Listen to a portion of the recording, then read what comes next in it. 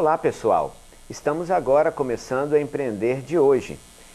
Nosso programa traz sempre muitos empresários para a gente falar do empreendedorismo. Mas também trouxemos aqui cantores, músicos, né? E tem todo esse pessoal que empreende de uma maneira muito diferente do que a gente está acostumado. Né? Nós vamos ter programas com muita alegria e também programas que tratam de assuntos muito importantes para todos que estão assistindo, não só quem fala do empreendedorismo. Hoje nós temos um convidado um pouco diferente do que vocês estão acostumados, mas não com menos importância. Na verdade, com muito mais importância para o nosso empreendedorismo local e orgulho de nós linharenses. Eu tenho a honra de apresentar hoje para vocês um pouquinho da história de Rafael Simonelli, mais conhecido como Rafael Salgado, não é isso?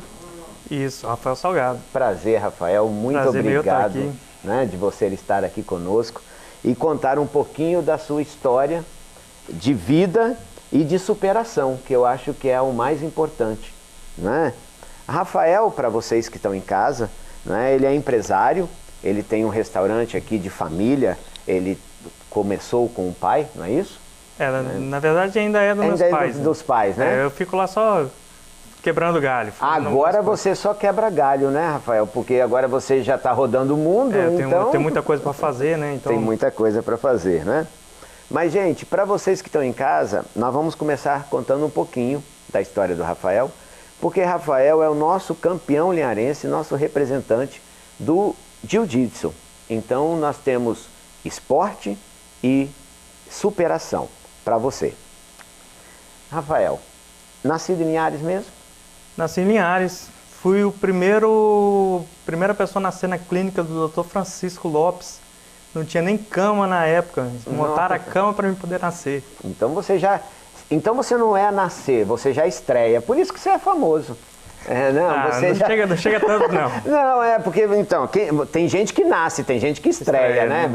Você já estreou, né? Então, montaram a cama para mim poder nascer lá em 1984, 36 anos atrás. 36 anos atrás.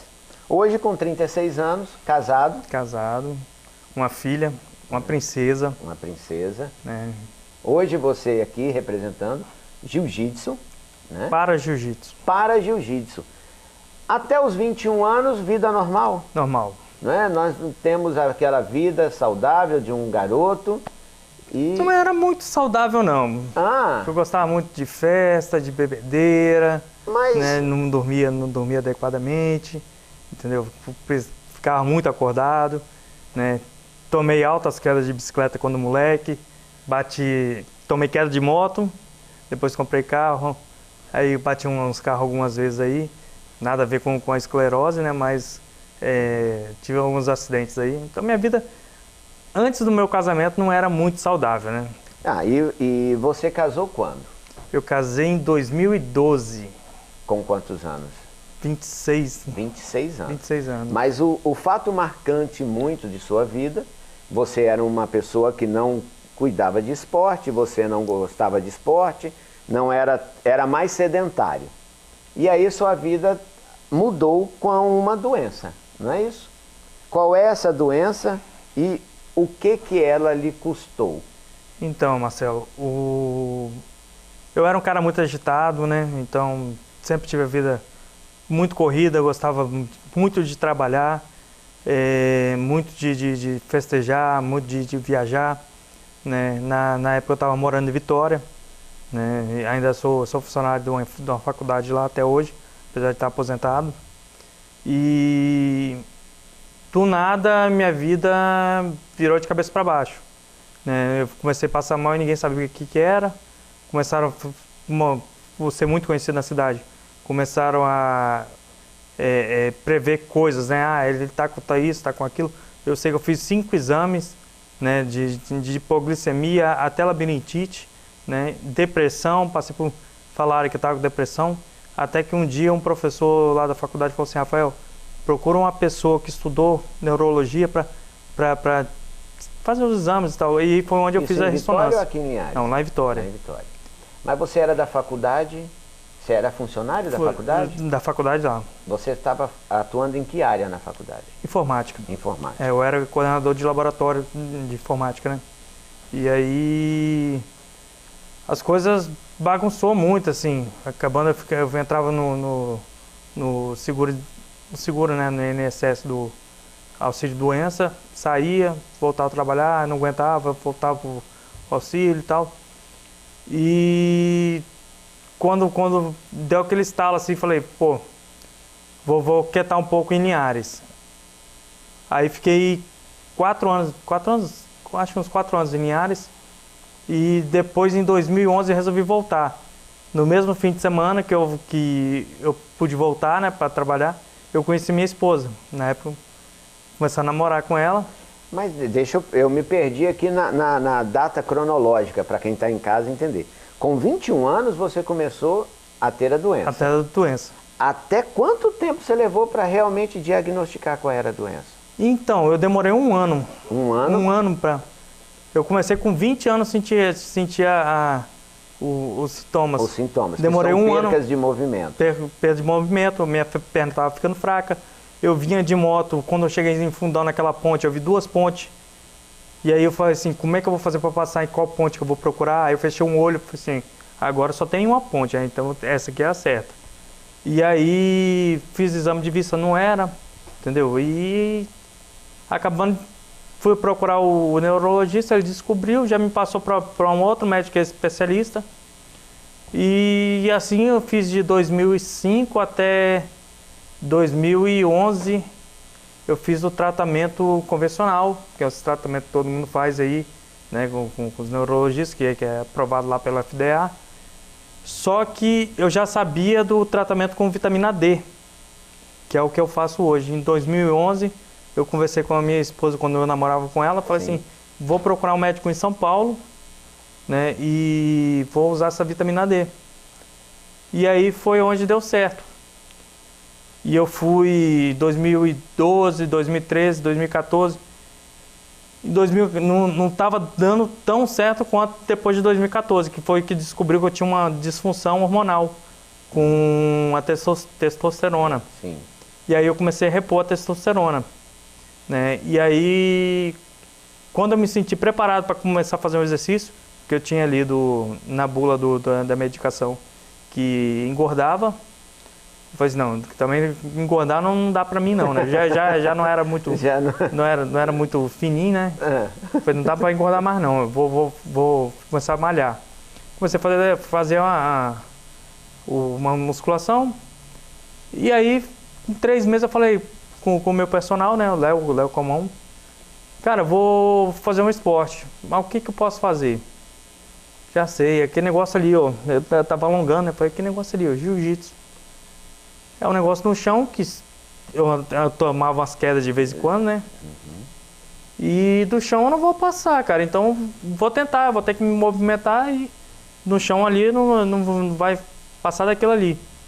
E foi onde eu gostei da arte suave, né? Que a gente fala, arte suave. Sim. Né? Que é jiu-jitsu no japonês, vem do japonês, arte suave. E aí, de lá pra cá, comecei a treinar com o professor Maguila, né, personal. Fiquei mais uns 3 meses para até pegar uma base com ele. Comecei a pegar a base. Entrei na turma do professor Biscoito, Sim. que também é do professor Maguila, na mesma equipe. Também é. Eu quero aqui mandar um abraço, né, para Maguila, porque eu conheço muito desde a época que eu tive academia, e também o Biscoito, porque Biscoito a gente já foi para São Mateus, Biscoito já viajou, a gente já participou um pouquinho, eu participei especialmente um pouquinho da vida de Biscoito e admiro muito ele, a garra que ele tem, a competitividade que ele tem, e infelizmente não despontou aí no cenário nacional, porque também o esporte, nós temos que falar um pouquinho disso, né? É muito difícil, né? Nós estamos aqui diante de uma pessoa que depois eu vou mostrar para vocês aqui, ó, aqui em cima dessa mesinha, tá cheia de medalhas, mas isso fica para o segundo bloco, né? Então, o esporte ainda é muito pequeno ainda no município. Então, Marcelo, aí depois que eu comecei com a turma, eu tomava umas quedas no tatame, aí os alunos, quando não me conheciam, ia para me ajudar e o biscoito falava, não, deixa, entendeu? E aí, de lá para cá, eu só tenho melhora a cada dia, né? Não sabia que eu estava praticando uma modalidade que hoje é nova, né? Ela deve ter aí uns 4 anos, mais ou menos, que é o para-jiu-jitsu, que é o jiu-jitsu para as pessoas com deficiências.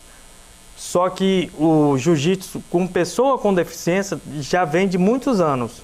Só que foi feita a nomenclatura de para-jiu-jitsu, eu acho que em 2014, com a inserção do jiu-jitsu para desportivo lá com os árabes, né? Que é quem tem dado muito apoio pra gente.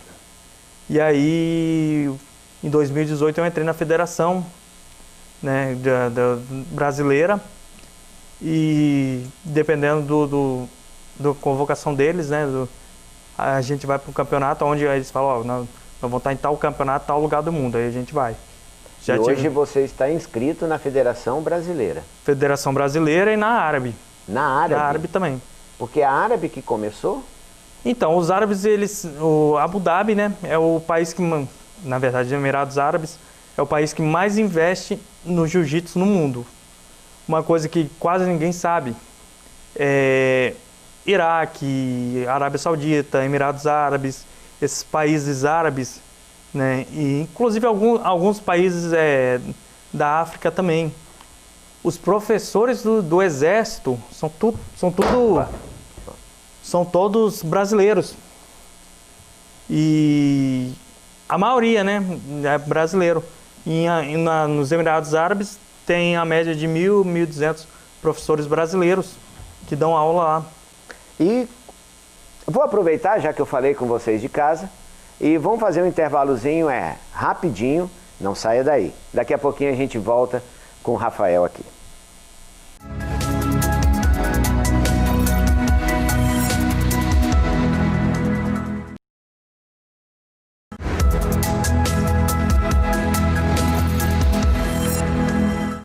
Estamos de volta com Empreender. Não falei que era rapidinho? Hoje com o Rafael, né, nosso campeão de Jiu-Jitsu, aqui falando dos campeonatos que ele teve. Eu vou mostrar para vocês o campeonato e vou falar para vocês como é que ele começou.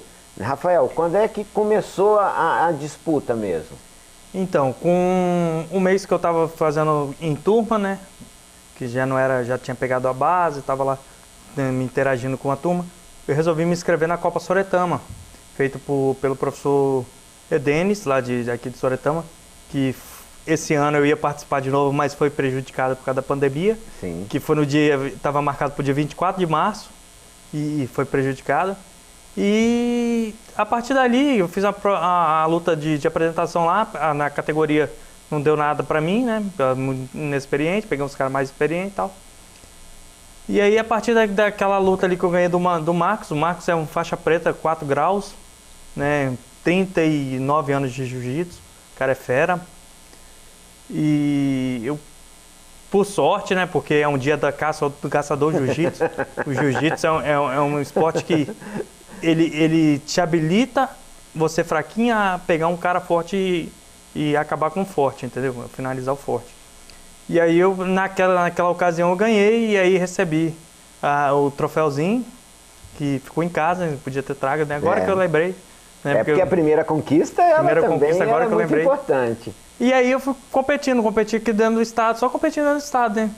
Quando foi em 2018, em janeiro de 2018, eu entrei para a Federação Brasileira, né? E aí, primeira coisa que o presidente falou comigo, Rafael, vão ali conversar comigo e então te inscrever na federação e você vai rodar o mundo com a gente.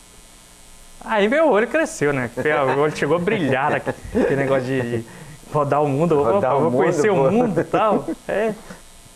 E assim foi.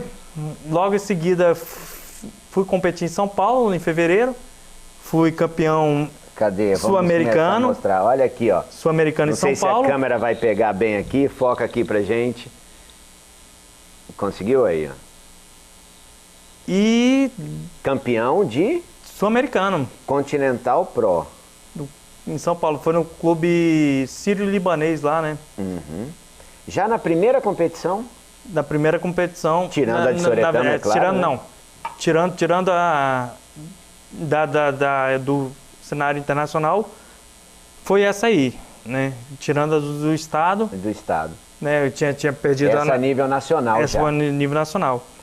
E logo em seguida, enfim, em abril eu fui para os Emirados Árabes, né? Aí foi, que é onde você falou que é um berço, onde é muito... onde é muito bem investido.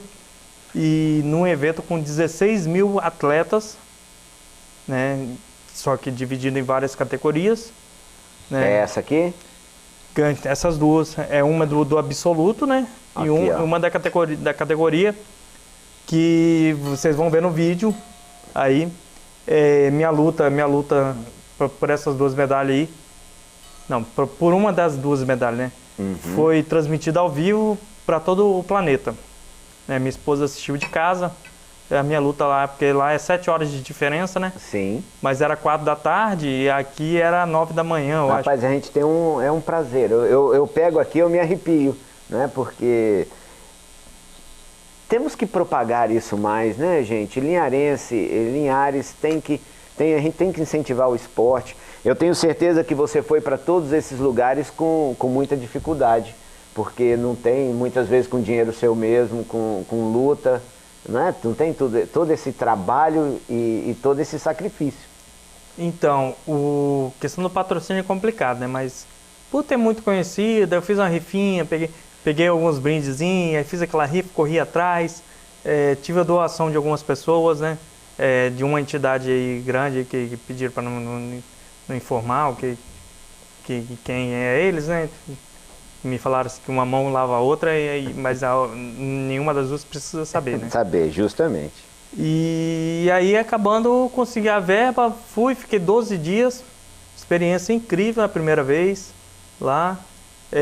Tive a oportunidade de conhecer ícones do jiu-jitsu que a gente e eu, na época, só ouvia falar por televisão. E, inclusive, na hora que o cara entrou, eu nem sabia quem era ele, né? Eu tive que perguntar a um cara, quem é esse camarada aí? Que era o Renzo Gracie, que eu não sabia da importância. É o embaixador do jiu-jitsu no Emirados, né? Que tá aqui no Brasil para a inauguração cidade do como é que é o nome? Cidade das artes marciais, lá no Rio. E é um grande apoiador da gente. E o cara chorou vendo as histórias nossas. Isso é muito importante, né? E essas outras 3 aqui são da onde? Então, logo em seguida, em setembro, eu fui para Los Angeles. Aí, ó. Tá rodando o mundo, hein? Conforme prometido, então, hein? Aí Emirados Árabes, Los Angeles. Na Ásia, voltei para América do Norte, né? Já aproveitei para conhecer Londres, conheci a Espanha, né? Tive uma reunião, na volta de Abu Dhabi, eu tive uma reunião com um patrocinador lá em Londres. Eu conheci Londres sem tirar nem um centavo do bolso, né? Almocei num restaurante super conceituado lá, que é um restaurante brasileiro, que é tudo pago, entendeu? Eles me pegaram no aeroporto, me devolveram no aeroporto. Inclusive, até o cara que me pegou até é amigo meu, né? E assim, depois fui para Los Angeles, fiquei 7 dias em Los Angeles. Outra experiência incrível, né? Aí, o ano passado, antes, né, falando da mesma sessão, depois veio o Grande Slam do Rio de Janeiro, que eu fui campeão no Grande Slam do Rio de Janeiro. Aqui, ó. E depois disso, voltei para Linhares, continuei vidinha de treino, superação, cada dia melhorando mais. Tá melhorando? Toda viagem que eu faço eu volto melhor. Eu não sei se é pelo fato de eu fazer muito esforço e voltar. É um conjunto, né? A cabeça tá bem, né? Então, o corpo vai cada dia trabalhando mais, isso vai ficando bem. E assim, é o que eu sempre falo, tudo que eu faço hoje reflete amanhã. Se eu tô correndo atrás, estou me movimentando, amanhã eu estou bem. Só que se eu abrir mão hoje, daqui 2, 3 semanas, eu volto a usar a bengala. Eu estou carregando a bengala comigo, mas na verdade eu não estou usando ela muito, né? Quer dizer, você está conseguindo ter uma evolução, né? Aliás, evolução não, regredir os sintomas da esclerose, né? Em 2015 eu tive na cadeira de roda, em 2017 eu já comecei a abandonar a bengala. Tive uns imprevistos em 2018, 2019 que eu ainda tinha abandonado, mas nem tanto. Só que aí final de 2019 para cá que eu abandonei de vez, né? Agora eu uso por causa de uma representatividade, né? Principalmente por ser para jiu-jitsu. Como tem o meu amigo Moisés lá do Rio de Janeiro, que ele sobe nos campeonatos. O cara é um monstro, o cara ganha tudo. Ele sobe no campeonato e tira a varinha lá, a varetinha. Me desculpe uns cegos, né? Porque não é varetinha, também é uma bengala, né? É guia, que a gente fala varetinha. Os cegos não gostam muito de falar isso, né? E ele fica lá no primeiro lugar dele lá com a bengala na mão. E Rafael, eu vejo que você não cuidou só de você, porque você está na ADEFIL há muito tempo. Então, né? E hoje está como presidente. Então, você também cuida de si, cuidou de você, cuida do esporte, mas também eu acho muito importante a gente falar que ele cuida da coletividade. Né?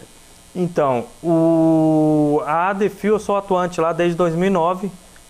Né, desde quando começou? Não, o ADEFIL começou antes de 98. Não, desde quando você começou a ter a doença. Eu me registrei lá em 2009 e sou atuante desde então. E na última eleição eu tinha ficado como um conselho deliberativo, né? A parte do conselho deliberativo. Mas infelizmente o Ataíde teve que se ausentar para cuidar da saúde dele. O Ataíde, para quem não sabe, Ataíde Armani, ele está falando, era o presidente, né, da ADEFIL. Não é, mas teve que se afastar por questão de saúde e está devendo uma visita a gente aqui. Ele era para ser um dos entrevistados. Ataíde, não demora não, rapaz. Você tem que vir para cá, você também tem uma história. Inclusive a história dele também é uma história mas ele vai vir para cá também. Superação também. Muita. E aí eu entrei, tem 3 meses que eu entrei como o presidente. Né? Nesse meio tempo nós já doamos, veio essa pandemia, nós conseguimos 5 toneladas e 600 quilos de doação de alimento. Nós já conseguimos doar isso aí, sob o meu comando, né? Estamos com novos projetos lá, fazendo novos projetos. E espero conseguir mais doações, né? Porque isso é uma coisa que a gente não sabe quem que vai doar, né? Rafael, quem tem algum tipo de deficiência, como é que ele faz para procurar a ADEFIL? O que a ADEFIL ajuda nesse aspecto para as pessoas que têm as deficiências? Como é que funciona um pouquinho? Peço para te falar rapidinho, porque nosso tempo já está contando. A ADEFIL é uma instituição que ela auxilia as pessoas com deficiência, tenta garantir os direitos, né, das pessoas.